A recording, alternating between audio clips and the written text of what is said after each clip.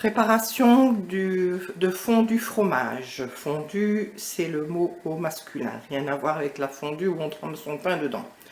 J'ai ici préparé 2 litres de lait entier que j'ai salé et poivré. J'ai préparé également pour cette quantité-là 100 g de crème fraîche avec 2 jaunes d'œufs. J'ai également le roux, ceci, qui est en fait la matière grasse et farine que personnellement je prépare d'avance avec le four. Et ici, pour les 2 litres de lait, il me faut une quantité de 600 g. Également ici, 6 à 700 g d'un mélange de fromage râpé simple, emmental, et de copeaux de parmesan. J'insiste sur les copeaux parce que quand vous achetez de la poudre de parmesan, c'est la croûte, tandis que les copeaux sont pris dans le cœur du parmesan. Voilà, donc ici maintenant, mon lait va commencer tout doucement, comme on peut le voir, il se met doucement à frémir sur les côtés. Je ne vais pas attendre une ébullition qui va le faire monter. Je vais travailler dès qu'il manifeste l'envie de monter.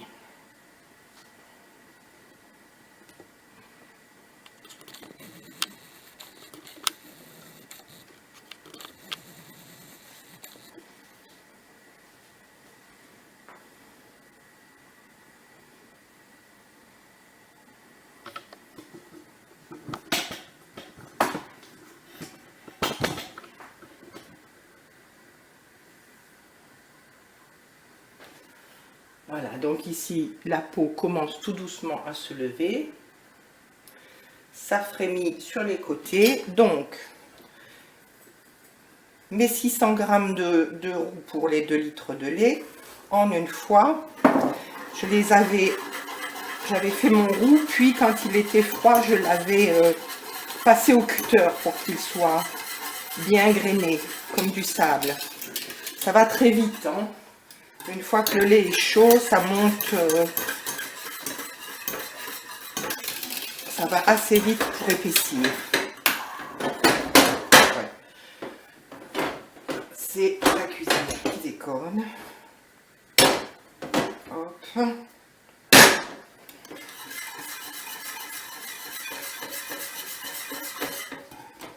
Voilà.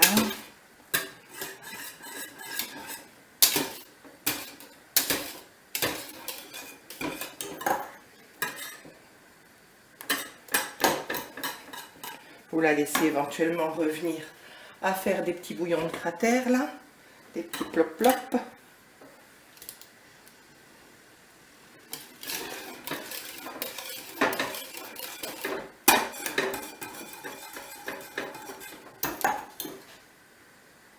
Voilà. Alors très important, on éteint le feu.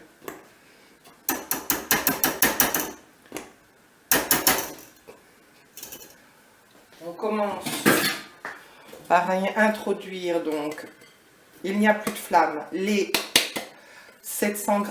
J'ai travaillé 300 g de râpé pour 400 g de cœur de parmesan.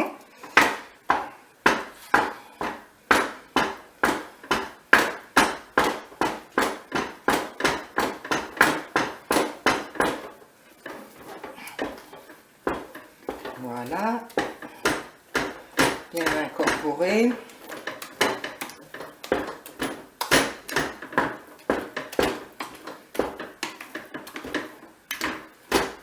Ça sent déjà très bon le fromage. Voilà, quand votre fromage est bien incorporé, vous y mettez vos 100 g de crème avec les 2 jaunes d'œufs. Bien mélangé. Ça, c'est ce qu'on appelle la liaison finale. C'est ce qui va permettre à l'appareil de devenir plus ou moins compact à froid. Mais dès que ça se réchauffe, que vous passerez les fondus à la friteuse, le cœur redeviendra bien tendre comme il est là. Voilà, alors cet appareil encore bien chaud, bien homogène, bien mélangé, je vais aller le couler sur une plaque que j'ai préparée et qui se trouve être huilée. Bon, les proportions sont en effet correctes pour ma plaque, hein. C'est-à-dire que c'est calculé pour, je les avais fait faire ces plaques pour pouvoir contenir exactement le volume que donne 2 litres de lait, 600 g de roux, 700 g de fromage, une liaison finale. Voilà. Donc,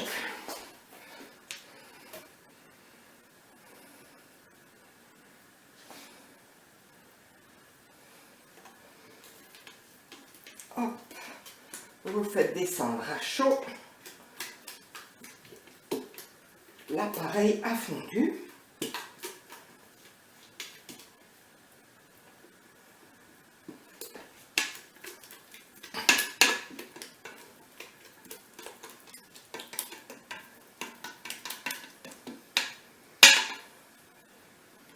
Voilà. Et vous allez l'étaler convenablement. Remplir vos coins.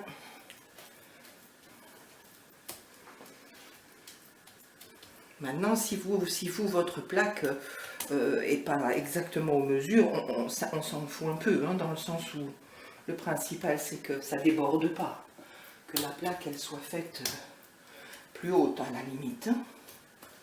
Ça peut être une plaque de four, peu importe.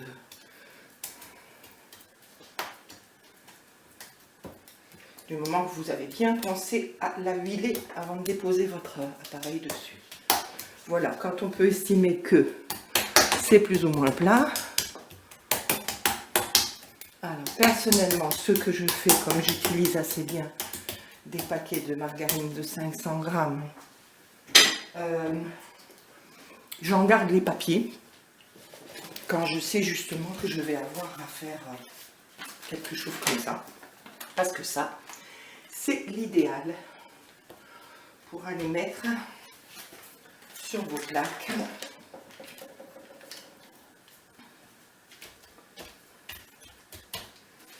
Bien couvrir pour que ça ne sèche pas en surface.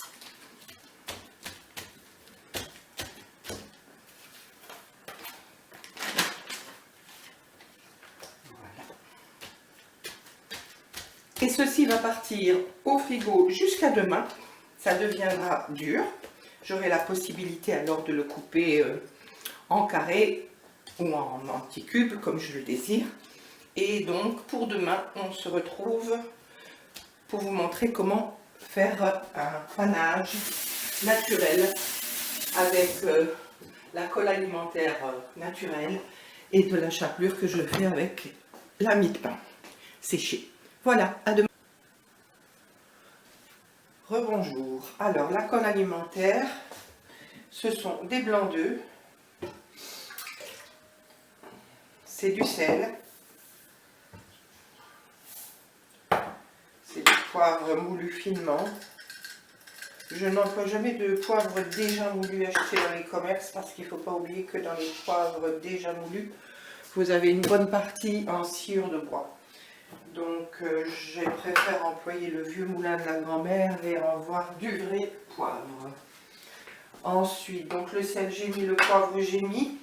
C'est de l'huile d'arachide ou de friture parce que comme ça passera à la friture après, il est important de ne pas avoir de contraste de molécules, donc autant employer le même style d'huile.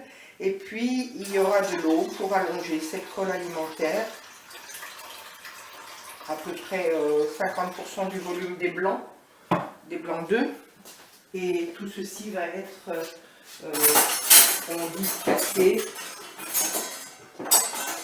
Voilà, on dit casser les blancs, c'est en fait pour leur enlever cette façon qu'ils ont de rester un peu ensemble, il faut les liquéfier.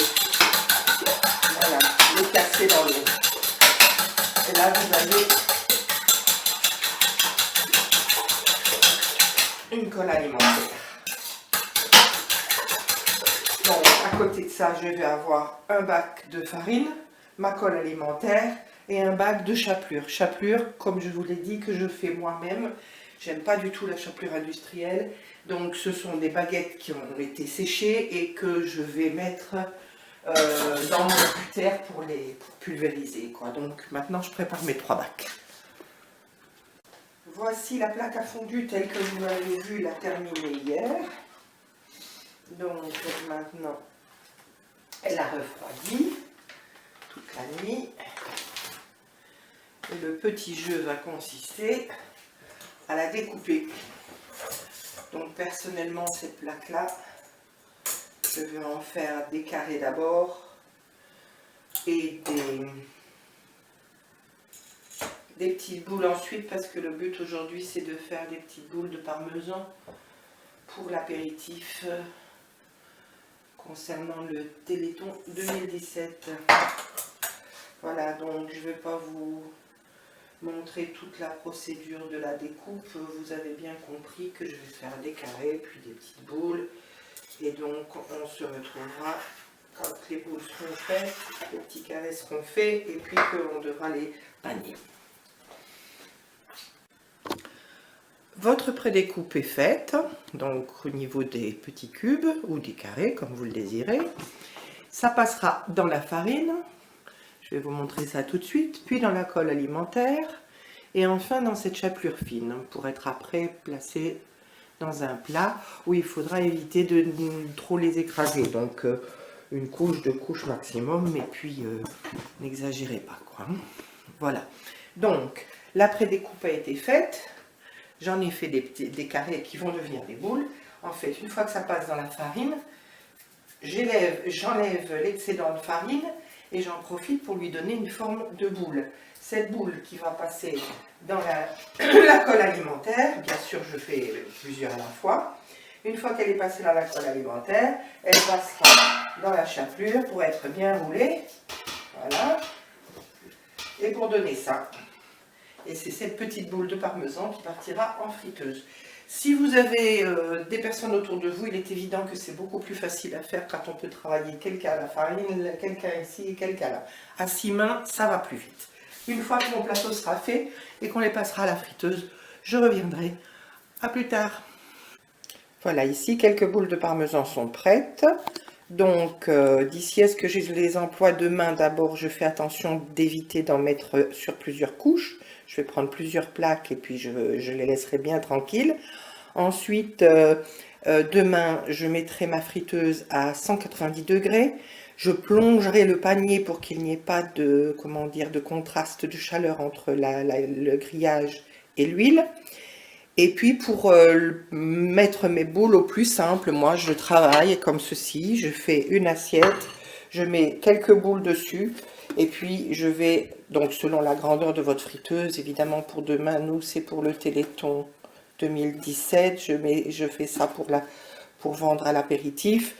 Quand j'aurai mis plusieurs boules dans mon assiette et que nous avons quand même une grande friteuse, eh bien je me contenterai de les glisser simplement quand l'huile est à bonne chaleur et les laisser tomber dedans.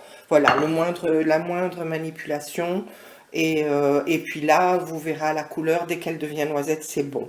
Maintenant, si demain matin, elle me semble un peu trop humide parce que la chapelure va absorber l'humidité de l'air, éventuellement, si ça peut vous rassurer, ben, vous les roulez à nouveau un peu dans la chapelure.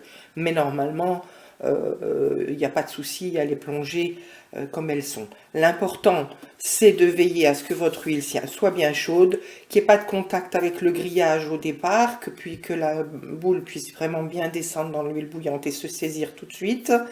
Et ensuite, bien, vous les ressortez, vous les égouttez. Alors, veillez éventuellement à ne pas les manipuler de façon à faire craquer cette petite croûte, parce que à ce moment-là, vous risquez d'avoir comme on dit en cuisine, un fondu qui chie dans la friteuse, c'est-à-dire qui va s'éventrer et se vider. Voilà. Eh bien, demain, je ne sais pas si on aura l'occasion de filmer le fait de les frire, mais je pense que vous savez tous frire des croquettes, que ce soit pommes de terre et autres. Donc voilà, c'était donc les boules de parmesan à mettre à l'apéritif, mais que vous pouvez également couper en plus grand, faire des carrés pour présenter ça en entrée.